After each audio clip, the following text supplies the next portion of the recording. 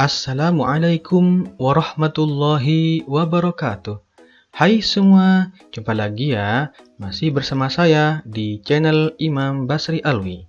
Kali ini kita akan belajar unsur-unsur atau komponen bangun ruang kubus, materi matematika kelas 5. Unsur-unsur atau komponen bangun ruang kubus ini mirip dengan video sebelumnya, yaitu materi unsur-unsur atau komponen bangun ruang balok. Jadi antara balok dengan kubus, unsur-unsurnya mirip ya. Kita langsung saja pada materi. Perhatikan gambar ini ya. Nama bangunnya adalah... Nah, dalam penamaan bangun ruang kubus ini ada aturannya, sama seperti dengan aturan penamaan bangun balok. Penamaan kubus menggunakan 8 huruf kapital dengan diberi tanda titik setelah 4 huruf pertama. Contohnya A, B, C, D, titik, E, F, G, H. Penamaan dimulai dari bidang bawah berputar berlawanan arah jarum jam. Kemudian ke bidang atas juga berputar berlawanan arah jarum jam. Di sini sudah ada huruf kapital A, B, C, D, E, F, G, H. Nah, ini kita mulai dari bidang bawah ya. A, B, C, D, baru titik, E, F, G, H. Begitulah cara penamaannya. Sehingga nama bangunnya adalah kubus A, B, C, D, titik, E, F, G, H. Dibaca kubus A, B, C, D, E, F, G, H. Rusuknya adalah, rusuk itu apa? Rusuk yaitu garis lurus di tiap tepian bangun ruang. Karena ini bangun kubus, maka di tiap tepian bangun kubus. Kita lihat dari bagian bawah dulu ya. Nah, ini ada garis AB. Garis AB ini disebut rusuk. Kemudian ada garis BC. Ini juga disebut rusuk. Garis CD juga disebut rusuk. Garis DA disebut rusuk. Kita tulis AB, BC, CD, DA. Kemudian kita lihat bagian atas. Ada garis EF, kemudian FG, kemudian GH, kemudian HE. Ini juga disebut rusuk ya. Kita tulis EF, FG, GH, HE. Kemudian kita lihat bagian tengah. Ada garis BF, garis CG, garis DH, garis AE. Ini juga termasuk rusuk. Kita tulis BF, CG, DH, dan AE. Maka rusuknya adalah, kita tulis semua ya, AB, BC, CD, DA, EF, FG, GH, HE, BF, CG, DH, AE. Jadi tiap tepian ini ya, ini termasuk rusuk. Rusuk-rusuk yang sama panjang. Nah, rusuk yang sama panjang itu bagian mana saja? Ternyata pada kubus, semua rusuk pada bangun ruang kubus adalah sama panjang. Berbeda dengan balok, ada bagian yang tidak sama. Nah, kalau kubus, semua rusuknya ini sama. Nah, semua garis ini panjangnya sama ya. Garis AB panjangnya sama dengan BC, juga sama dengan CG, dan seterusnya. Semua rusuknya ini sama panjang. Berikutnya kita akan mencari sisinya. Sisi itu apa? Bidang yang membatasi bangun ruang kubus. Jadi, bidang-bidang yang membatasi bangun ruang kubus. Kita lihat dari sisi bawah ya. Di sisi bawah itu ada bidang apa? Ya, bidang ABCD. Kita tulis ABCD. Berikutnya kita lihat sisi atas. Di sisi atas ada bidang apa? EFGH. Kita tulis EFGH. Berikutnya kita lihat bidang depan. Bidang depan itu ada apa? Bidang ABFE. Kita tulis ABFE. Berikutnya kita lihat sisi belakang. Sisi belakang ada apa? Bidang DCGH. Kita tulis DCGH. Selanjutnya kita lihat sisi kanan. Di sisi kanan itu ada bidang apa? BCGF.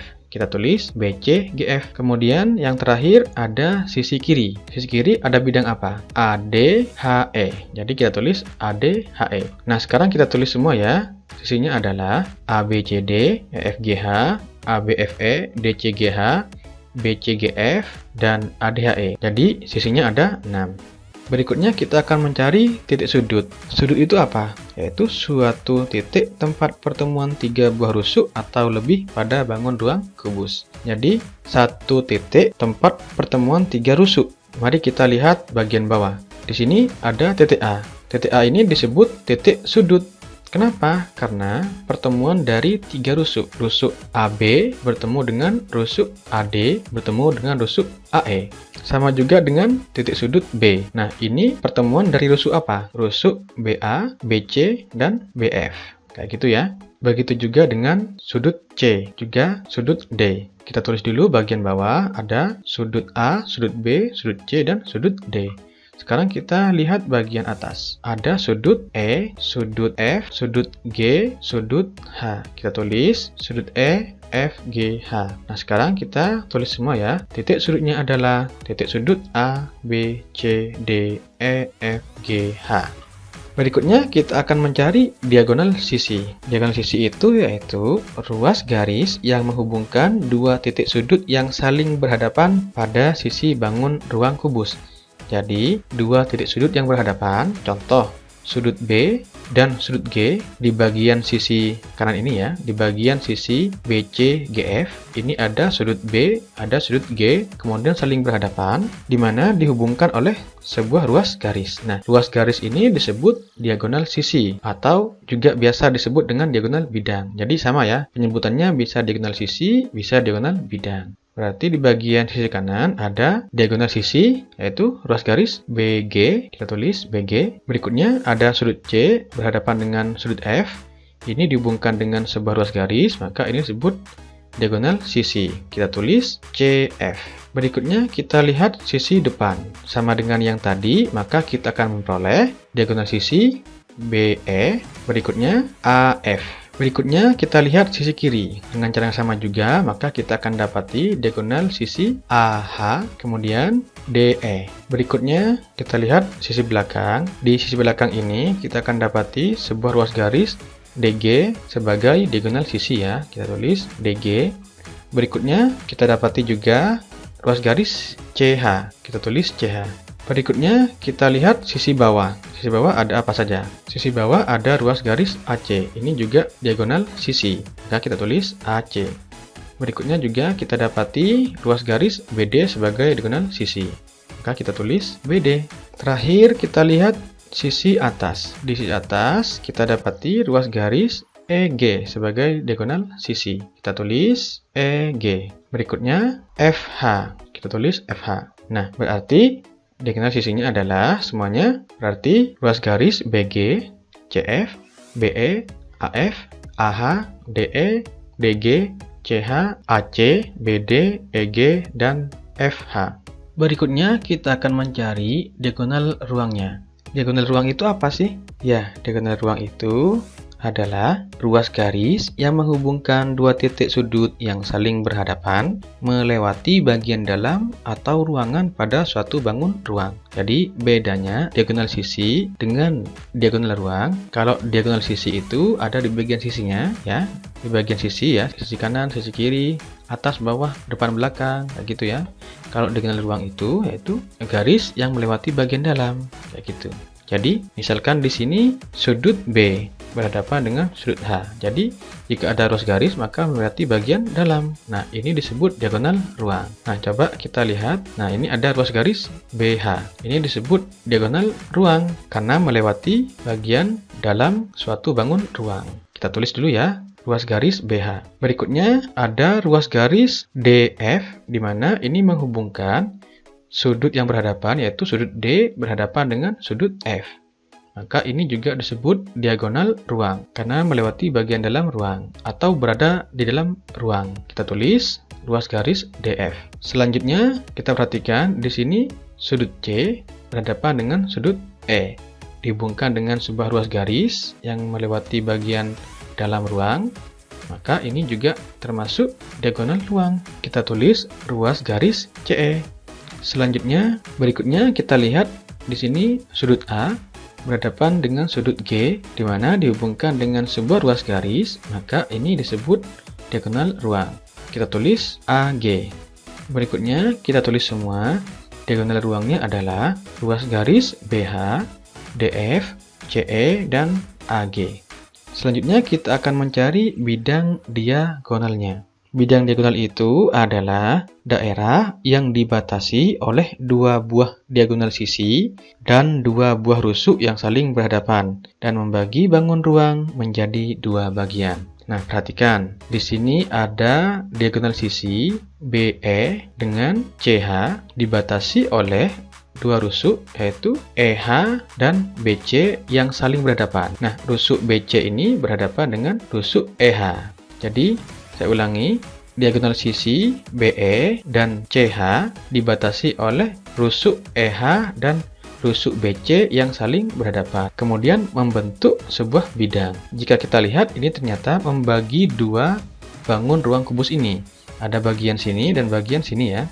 Ini disebut bidang diagonal. Nah, sekarang kita tulis bidang diagonalnya adalah BCHE. Selanjutnya, dengan cara yang sama juga kita dapati ya, diagonal sisi AF dengan DG dibatasi oleh rusuk FG dan AD, di mana rusuk AD dengan FG ini berhadapan, membentuk sebuah bidang, maka ini juga termasuk bidang diagonal. Jadi, bidang diagonalnya adalah AFGD. Kita tulis AFGD. Dengan cara yang sama juga kita peroleh bidang diagonal CDEF.